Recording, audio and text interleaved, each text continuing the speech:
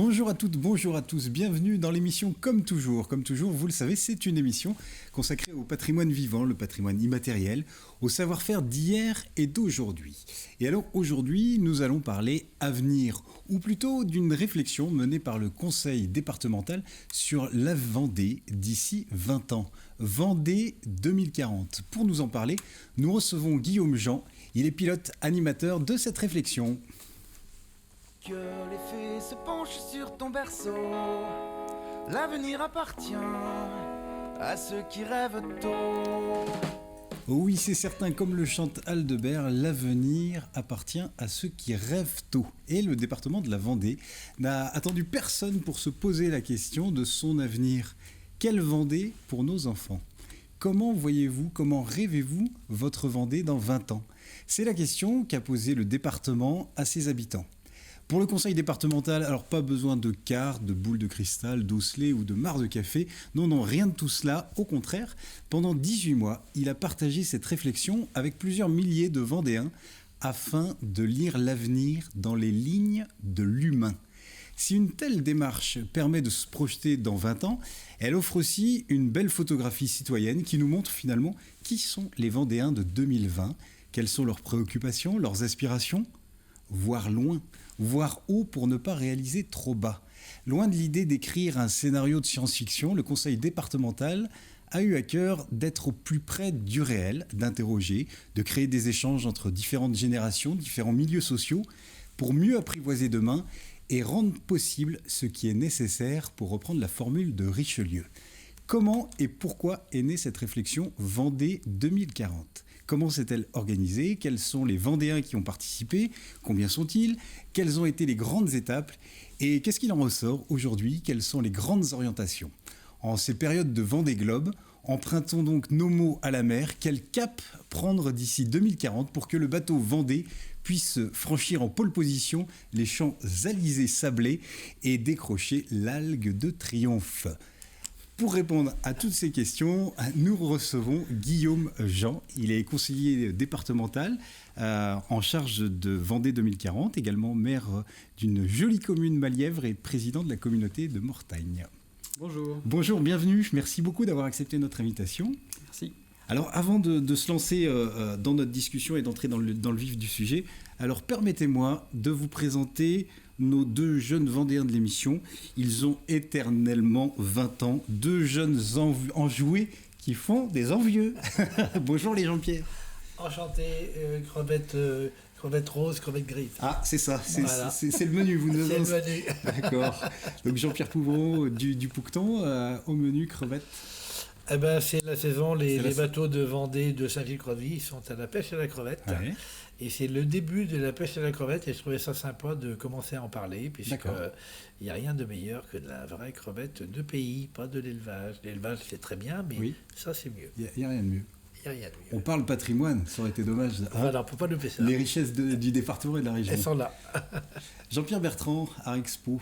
Bon, alors là, on est pile poil dans ce qui vous anime, dans le sujet Vendée. Comment penser la Vendée en 2040 ? Quelle place on fait au patrimoine immatériel ?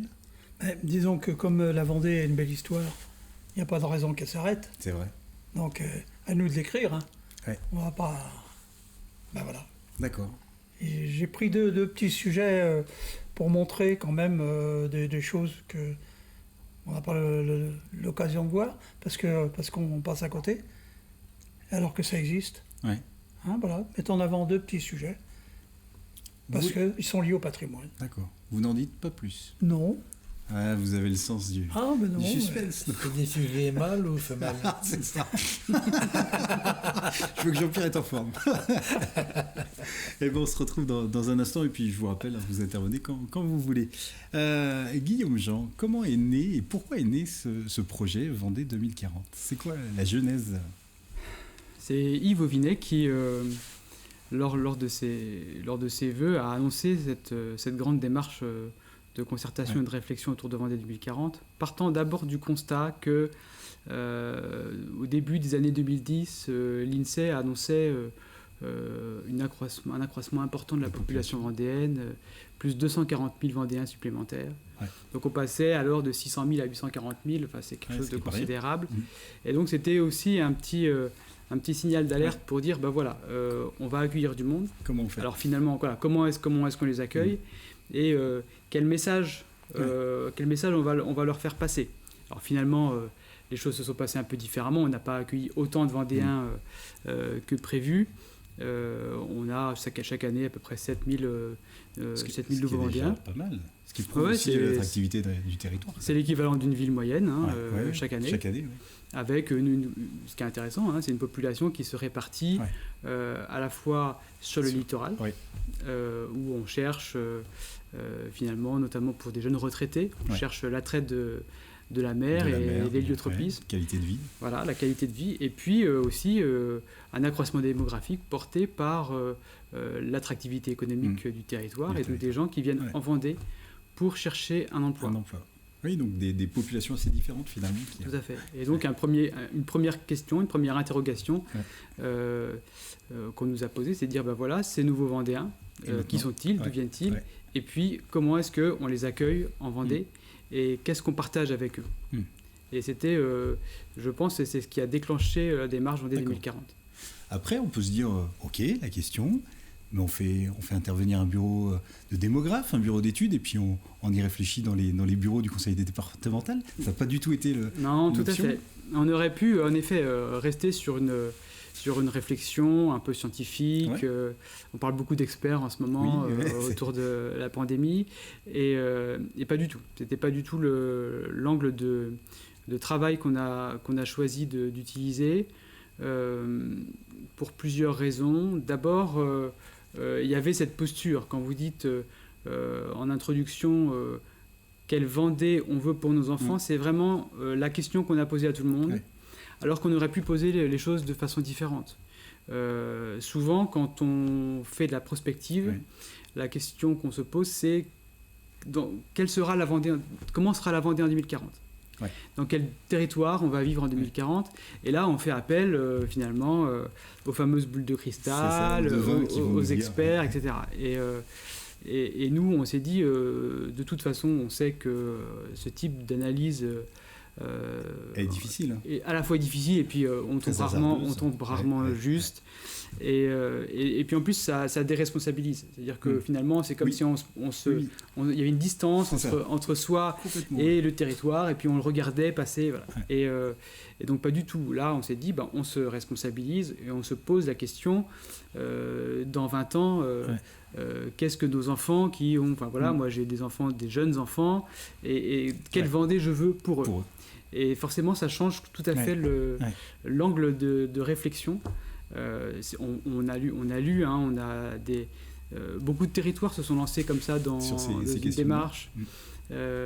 Et même à l'échelon national, je disais dans un hebdomadaire il y a 1 an et demi, finalement pour nous dire on conclut en disant qu'en 2050 la France sera verte et connectée, et voilà, et la Vendée dans tout ça, et c'était pas du tout ce à quoi on voulait aboutir. Donc en effet, on est sorti des locaux du département.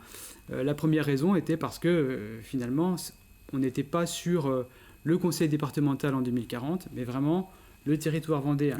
Avec toutes ses composantes, c'est donc la population, ses associations, ses entreprises. Voilà. Et donc il fallait que toutes ces composantes du tissu économique, associatif vendéen puissent s'exprimer, prendre la parole sur un sujet qui est délicat. Parce que quand on croise quelqu'un dans la rue et qu'on lui demande écoute, qu'est-ce que tu penses de la Vendée en 2040, souvent... les gens restent un peu accouillards parce que en général on se préoccupe déjà du lendemain. À 5 ans c'est déjà un bel effort, et à 20 ans tout de suite c'est un décloisonnement qui est assez incroyable. Donc même pour nous élus, puisque on a quand même bien travaillé ensemble, c'est un exercice qui a été difficile, ce qui n'est pas simple. Voilà. Oui, c'est sûr que c'est... Et à la fois, quand on pense à venir, on fait... Enfin, je trouve qu'il y a quelque chose qui est important, c'est que ça permet aussi de voir quelle est la population aujourd'hui des Vendéens. Et puis j'imagine que ça a fédéré, il y a effectivement cette prospective, mais il y a aussi le présent. Et peut-être que se poser la question pour demain, ça a permis que les gens se croisent, se parlent, et du coup d'identifier aussi qui étaient aujourd'hui les Vendéens. Non, bien sûr. Alors il y a en effet ça, c'est-à-dire que de quoi parle-t-on et avec qui parle-t-on? À quoi est-on attaché aussi? Tout à fait. Et on a posé la question. Alors c'est sûr qu'il y a eu beaucoup de réunions, il y a eu des réunions publiques, il y a eu les fameuses soirées débats, etc. Mais on a aussi posé la question à des personnalités extérieures au département. D'accord. Souvent nos voisins régionaux, et c'était intéressant pour nous aussi d'avoir ce regard extérieur. Comment ils nous perçoivent? Comment ils nous perçoivent. Et finalement, on les a un peu cherchés, hein, mais on a pu avoir chez certains des élus en particulier, mais aussi des chefs d'entreprise. L'image d'une Vendée qui était très fière, au point d'être un peu fermée sur elle-même. Et je donne souvent cette petite anecdote, et je sais que d'autres élus l'ont vécu aussi. C'est des entreprises non vendéennes qui répondent à un marché public, à un appel d'offres, passent un coup de fil en disant « T'es sûr que ma candidature va être examinée parce que voilà, je suis pas vendéen ».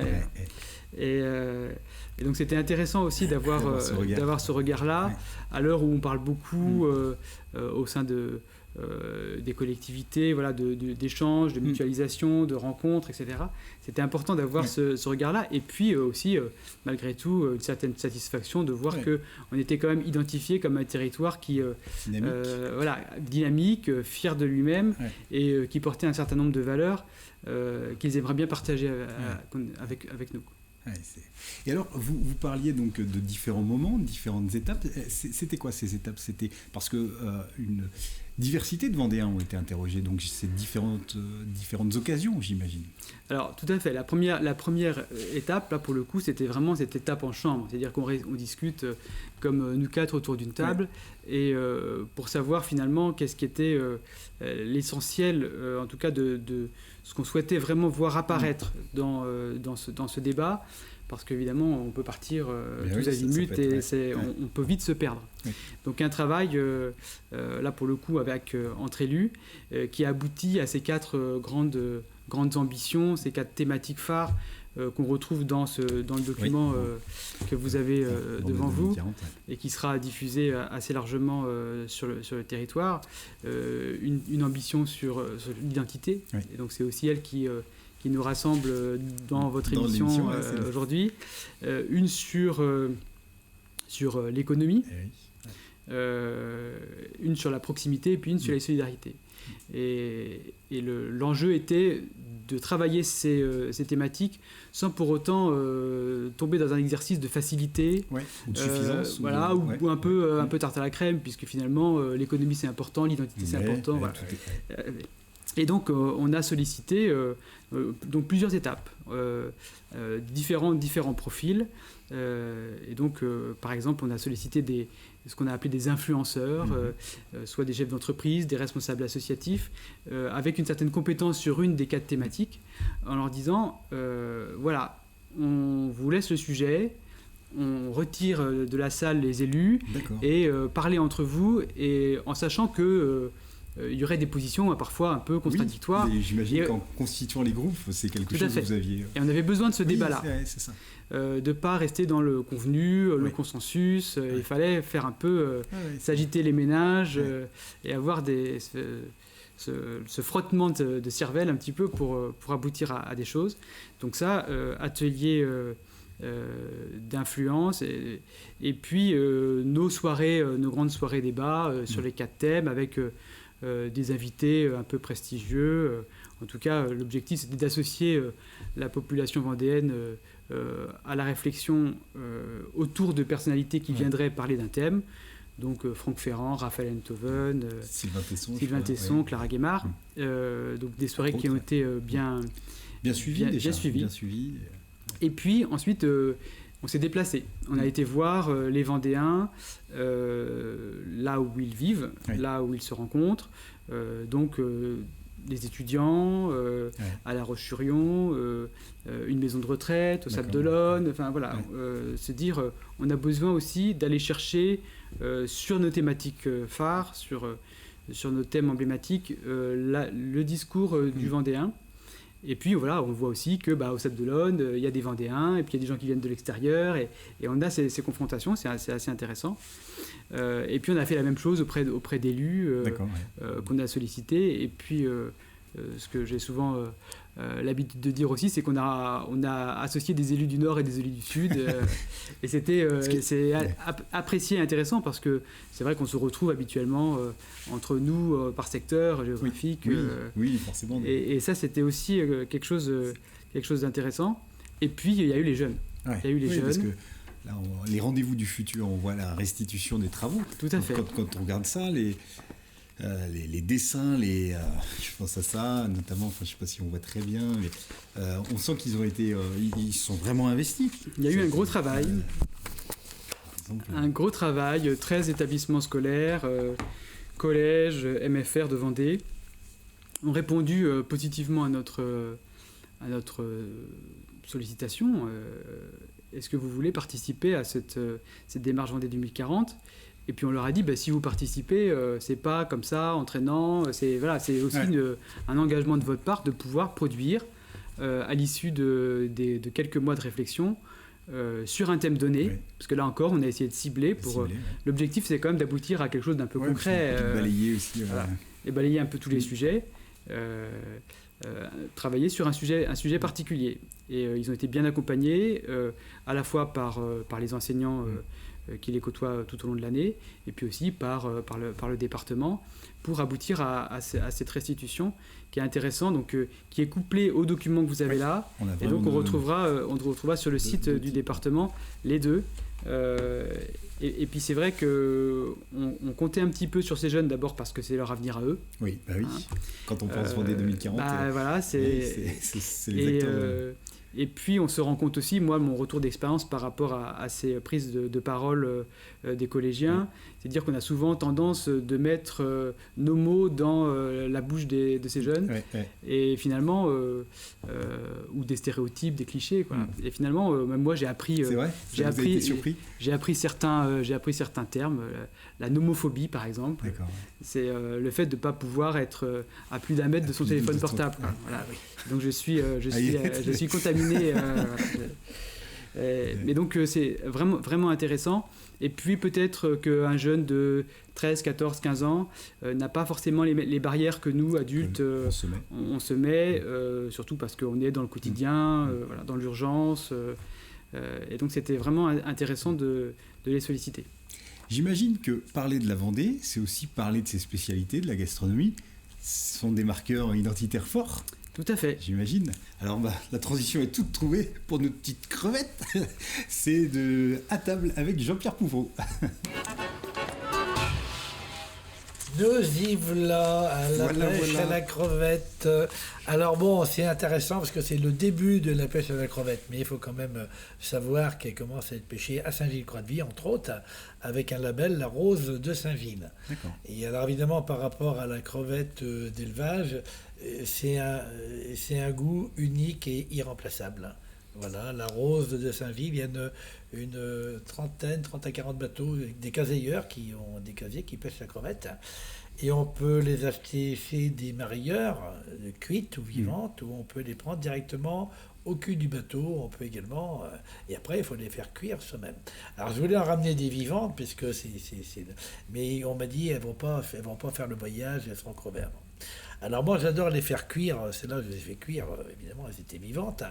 Donc la recette pour faire cuire la crevette rapide, si vous avez la chance d'en trouver de la vivante, comme les langoustines. Regardez, il y avait des langoustines vivantes, regardez, je ne sais pas si on voit comment elles bougent encore, regardez. Alors c'est la fin de la saison de la langoustine, alors profitez-en, c'est meilleur que le homard. Le homard, oui, si vous avez ah oui, c'est meilleur. Si on est habitué à manger des fruits de mer, la langoustine est meilleure que le homard. Parole d'expert. Parole de gastronome. Voilà. Les marins vous le diront. D'ailleurs, moi, je m'applique. Je prends souvent conseil auprès du milieu maritime. Et ils nous livrent tous leurs secrets, qu'on les aime bien. Hein, on sait tout d'eux. Et alors, profitez quand même de la langoustine pendant qu'il y en a, parce que si vous avez la chance d'avoir de la vivante, ça vaut le coup. Voilà. Alors, pour la cuisson de la crevette, vous mettez de l'eau à bouillir, simple. vous la salez jusqu'à temps que l'eau ait le goût de l'eau de mer. Alors vous mettez plusieurs poignées, pour 5 litres d'eau, vous mettez 2 bonnes poignées de sel en gros, hein, voilà, et vous goûtez avec le doigt. Le goût où l'eau a le goût de l'eau de mer, ça veut dire que c'est assez salé. Ah oui, d'accord. Voilà. Moi je rajoute du laurier, j'adore. On plonge les crevettes vivantes dans l'eau et dès qu'elles remontent à la surface, faut pas qu'il y ait ébullition, il faut une araignée, un truc pour un écumoire. On les sort, on les met sur un torchon dans un plat et on remet de la fleur de sel ou du sel de Noirmoutier, même du gros sel, pour la ressaler une dernière fois. Parce qu'il faut savoir quand on fait cuire la crevette, ça prend beaucoup de sel. Hein. Et même si l'eau est salée, la crevette ne le sera pas. Il faut toujours rajouter du gros sel. Faut pas avoir peur. Quand elle est encore, ça veut dire que du même geste, on sort la crevette et de l'autre main, il faut que ça soit de façon simultanée. Voilà, moi je l'ai vécu tellement. C'est ça, on voit faire le mouvement. Longtemps. Alors voilà, la rose de Saint-Gilles. Il y a une autre recette qui se fait également, que j'ai fait pour l'apéro. À l'époque, on avait le droit de prendre l'apéro. Maintenant, il faut attendre un petit peu. On a espoir. On a espoir. Et alors, donc, les crevettes, on fait chauffer une poêle avec de l'huile d'arachide. Et quand l'huile est chaude, on plonge les crevettes vivantes dedans et on les flambe au rhum ou au cognac, ou même au whisky. Voilà. On peut les trois. Et simplement un petit peu de poivre dessus, sel, et on les mange comme ça, grillées, chaudes, c'est extraordinaire. La rose de Saint-Gilles, qui a un label qui a 3 ans maintenant, 3-4 ans. Profitez-en, c'est les bons marailleurs, les bons passionniers qui se respectent. Ils proposeront, en parallèle de la crevette d'élevage, ils proposeront également de la crevette de pays. Alors ne loupez pas, c'est un plat de roi. Le message est passé. Merci pour tous ces bons conseils. Sans plus tarder, de bouche à oreille, avec Jean-Pierre Bertrand, qui a 2 petits sujets, on a hâte de savoir. Oui, la Vendée est riche de phénomènes traditionnels qui existent, on ne sait pas depuis quand, mais on sait par exemple que le premier, même l'autre aussi, mais le premier je vais présenter, existait au Moyen-Âge. Et c'était un rite païen qui rendait hommage j'allais dire à la société, au monde, en faisant sonner le monde. Et alors, ça s'appelle Brumer la Poile. Brumer la Poile. Voilà. Donc, vous allez voir le matériel. Mais depuis 3 ans, des jeunes ont repris à faire Brumer la Poile à l'île de l'Homme. Et pourquoi, j'en sais rien. Je leur ai posé la question, on dit, on savait que ça se faisait, on avait des grands-parents qui nous avaient dit, et puis un jour on a dit pourquoi on ne le ferait pas, et puis ils l'ont refait. Ouais. Et la 2e année, j'étais présent, et nous avons filmé, et on va voir donc Xavier Chauvière et Johan Evenot, ce soir, le 31 avril, à Brumer la Poile. On regarde.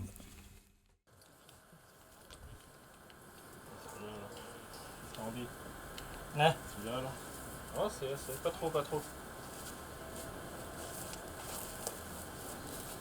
Allez, essayez de la faire sonner.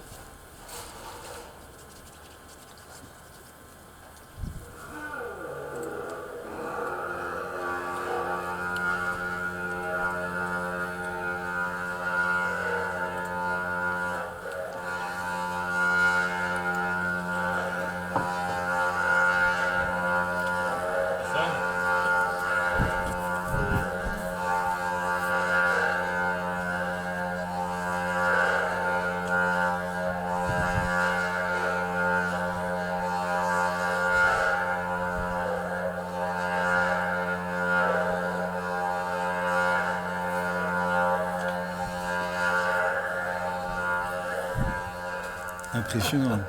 Et on confirme, c'est pas Jean-Pierre Pouvreau qui fait le bruit en ce moment. Non, donc voilà un phénomène qui fait partie de notre culture.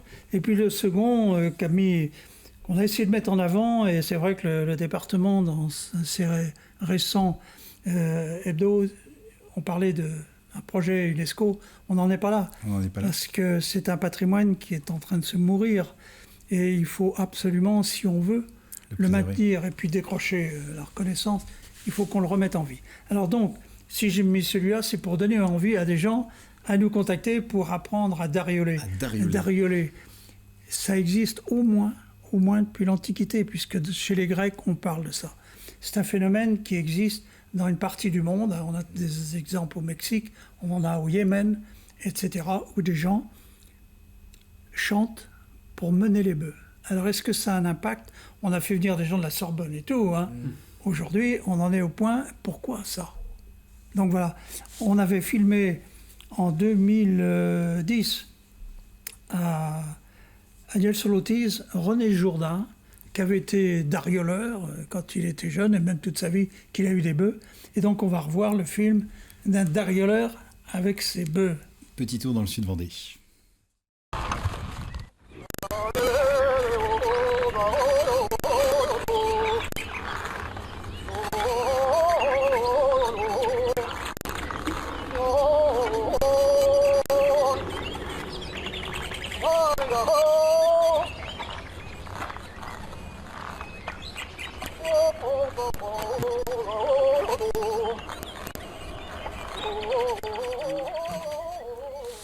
Merci Jean-Pierre. Dariolage. Voilà. Eh ben, à nous d'apprendre et de réitérer la chose.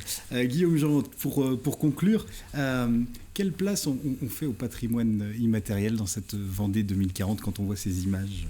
Une place importante parce que le patrimoine immatériel, il y a la grande histoire et puis il y a la petite histoire. Ouais.